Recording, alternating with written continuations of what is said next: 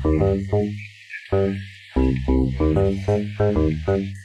araw sa inyo mga kapulutan. Ngayong araw medyo hindi imbento ang gagawin natin ngayon. Pero para sa akin, imbento pa rin to kasi kakaiba to.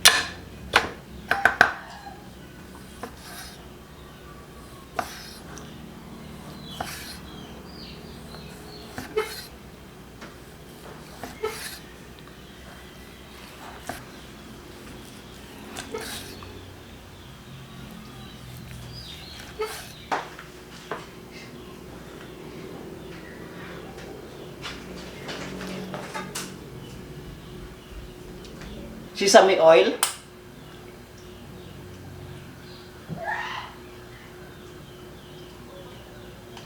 konting paminta, asukal,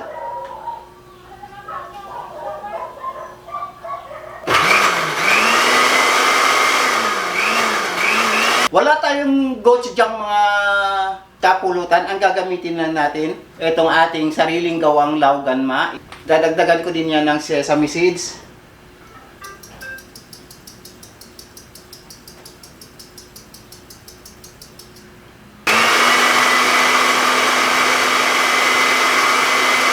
Yung ating karne, ihilera lang natin dito sa ating lalagyan na super laki. Lalagyan ko lang ng asin on top. Ibubuhos ko na yung ating binlender na mga spices. Yan.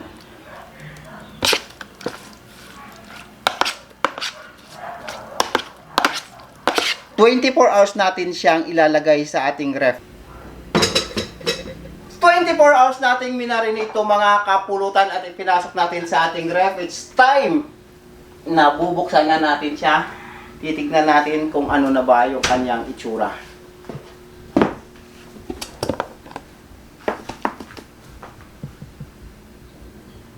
Bago natin iluto itong ating minarinate ng 24 hours, siguro maliligo muna ako ng napakalinis na ligo.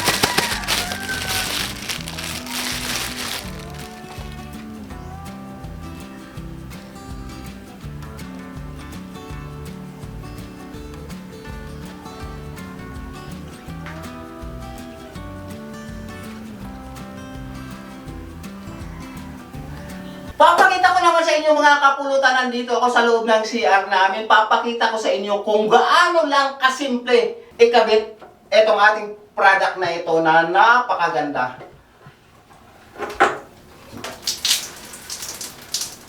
Ganito lang ang pagkabit mga kapulutan. Oh, ay sus Ginoo! Ay sus! Napakadali! Ay sus! Tapos na! Diyos ko, ang bilis-bilis lang. Pagkatapos nating may kabit yan, ibabalik lang po natin yung ating shower head. Ay, normal na pagkakabit lang. Sus, Ginoo ko. Ang bilis-bilis. Para ka lang nag-drive ng galingan. Ay, nako. Ganyan lang siya kabilis and wala! Tapos na! Makakaligo ka na ng malinis na tubig, di ba? Napi-filter niya, 33 stages na filtration system yung ginamit diyan mga kapulutan. Sigurado tayong malinis yung ating tubig na pampaligo. Right! Sa pag-install mga kapulutan, pwede kayong gumamit ng Teflon para hindi siya mag-overflow dyan o kaya dito. Pero ako, bago ako gagamit ng Teflon, dahil sigurado ako dito sa product natin ito, sigurado ako sa quality niya.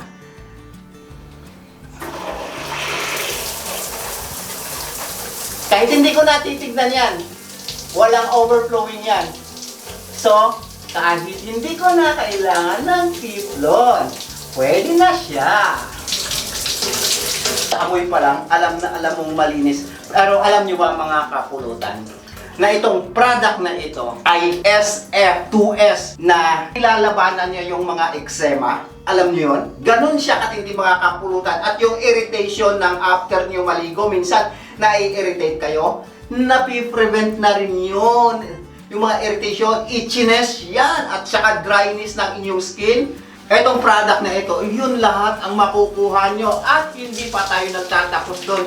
Dahil sa ilang araw lang ng ating paggamit ng product na ito, mararamdaman nyo yung pagiging smooth ng inyong balat. At syempre yung malambot na buhok. At hindi lang malambot na buhok, meron pang isa, healthy na mga kuko. Kaya nga sinabi ko kanina sa inyo mga kapulutan na maliligo tayo ng malinis na malinis. Hindi lang malinis, may mga benefits pa sa ating kata. Ang product na ito mga kapulutan ay nagtatagal sa murang halaga ng yan. Nagtatagal yan ng ilang buwan. Mga kapulutan, ipapakita ko sa inyo kung gaano siya katindi, Yan. Pag binuksan ko yan, mayroong filter yan na nare-replace natin, napapalitan natin. Meron siyang bala sa loob na pinapalitan natin. Ganon siya katindi. So kung ako sa inyo mga kapulutan para sa health ng ating pamilya, sa health nyo rin mismo, gamitin nyo na itong ating ice cream shower filter. Presko na tayo mga kapulutan.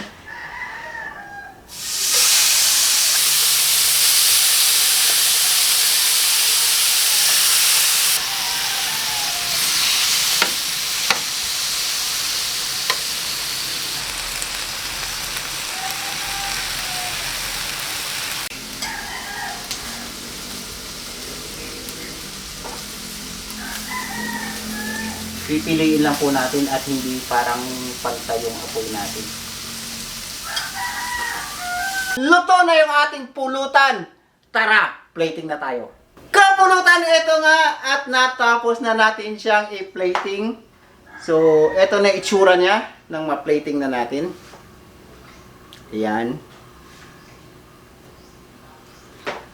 So, ano pa bang hinihintay natin? Siyempre, mamumulutan na tayo. Sirain na natin tong design. Parang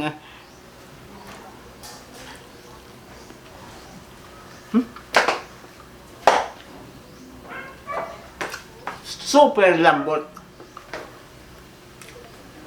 Right. Papakita ko sa inyo kung gaano siya kalambot mga kapulutan.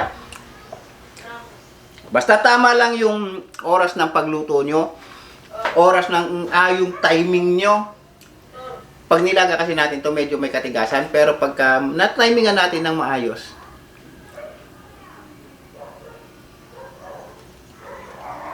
po ba? Napakalambot po niya. Nakalimutan ko lang kahapon, mga kapulutan, na maglagay ng toyo.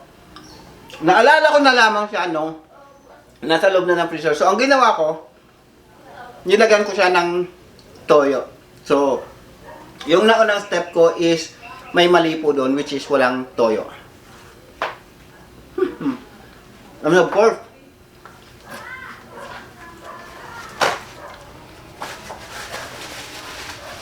course, meron naman tayong, siyempre kung may pulutan, ano nga ba dapat ang meron? Hard? Hard ba? Hard? Tet? Hard? Oh. Hard? Hard?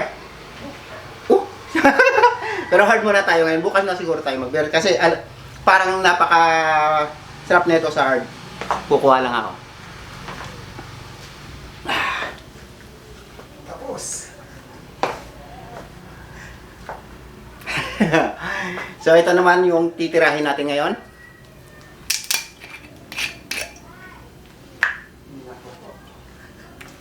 Lako po talaga.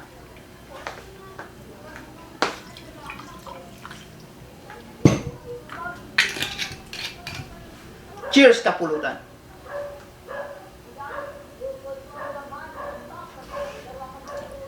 Oh. Sabay kuha ng ating pulutan.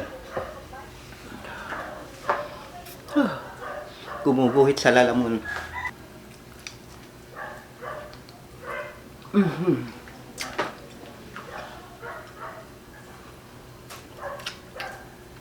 Wow. Hindi ko sinasabing masarap yung timpla ko. Hindi ko sinasabing authentic gochujang authentic bulgog ito. Pero kung ano yung step na ginawa ko, dadagdagan nyo lang yun ng toyo hanggang sa lumasa, medyo magkaroon ng alat. Ito, iniba ko lang. Talagang in-order ko to kay Nong Ladoy. Nong Ladoy, shout out sa'yo. Maraming salamat sa laging pagbibigay sa amin ng mga special na cut ng mga baka.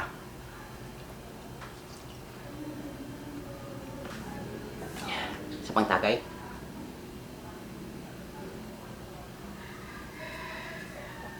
Oh, Diyos ko. At isa pang pulutan.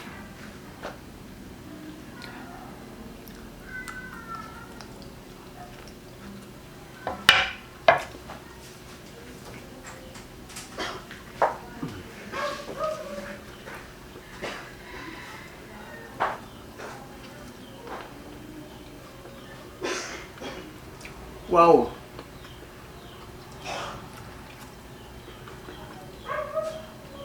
Baka may magtatanong sa inyo mga kapulutan kung ano yung sauce na ginawa ko. Parang tomato base siya na sauce na nilagyan ko ng sari-saring mga ingredients. Siguro naman sa baka sa susunod na mga videos natin, ipapakita ko sa inyo kung paano ko ginawa itong sauce na ginamit ko para dito. Sa mga susunod na episode siguro papakita ko sa inyo. Maraming salamat mga kapulutan.